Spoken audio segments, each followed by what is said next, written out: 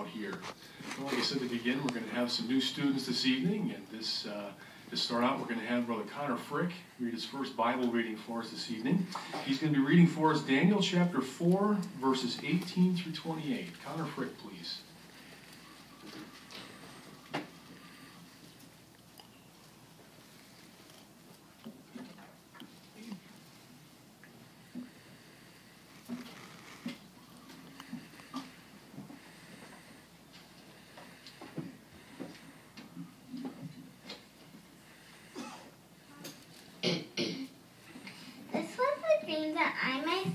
King Nebuchadnezzar beheld, and you yourself, O Belteshazzar, say what the interpretation is.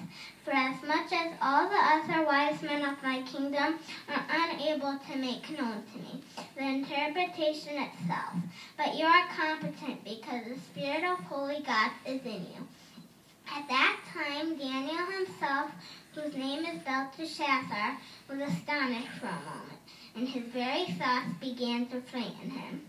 The king was answering and saying, O Belteshazzar, do not let the dreams and interpretations themselves frighten you. Belteshazzar was answering and saying, O my lord, may the dream apply to those hating you, and its interpretation to your adversaries. A tree that you beheld that grew great and became strong, and the height of which finally reached the heavens, and which was visible to all the earth. And the foliage of which was there, and the fruit of which was abundant, and on which there was food for all, under which there was the beasts of the field would dwell, and on the boughs of which the birds of the heavens would reside. It is in you, O king, because you have grown great and become strong, and your grandeur has grown great and reached to the heavens, and your rulership to the extremity of the earth. And because the king beheld a watcher, even a holy one, coming down from the heavens, who was also saying, chop the tree down and ruin it. However, leave its rootstock itself in the earth, but with a banding of iron and copper among the grass of the field, and with the dew of the heavens let it become wet, and with the beast of the field let its portion be until 7 times themselves pass over it. This is the interpretation, O king, and the decree of the Most High is at which must befall, my lord the king. And you they will be driving away from men, and the beasts of the field your dwelling will come to be, and the vegetation is what they will give to you to eat just like bulls. And with the dew of the heavens you yourself will be getting wet, and 7 times themselves will pass over you, until you know that the Most High is ruler in the kingdom of mankind. And that to the one whom he wants to, he gives it. And because they said to leave the rootstock of the tree, your kingdom will be sure to you, after you know that the heavens are ruling.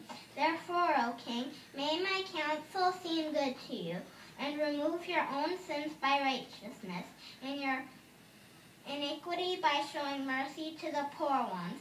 Maybe there will occur a lengthening of your prosperity. All this befell Nebuchadnezzar the king.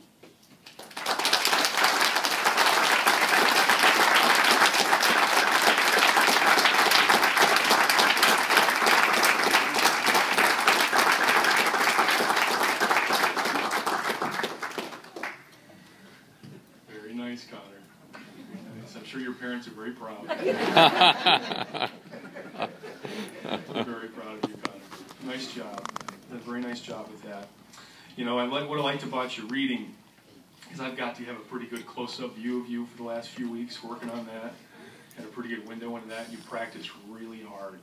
You really did. And there was a lot of words in there that a second grader's not reading at all. So you really worked good on those, and you worked through them. It was conversational. You know, you're able to deliver it like a dialogue, the way it was supposed to be.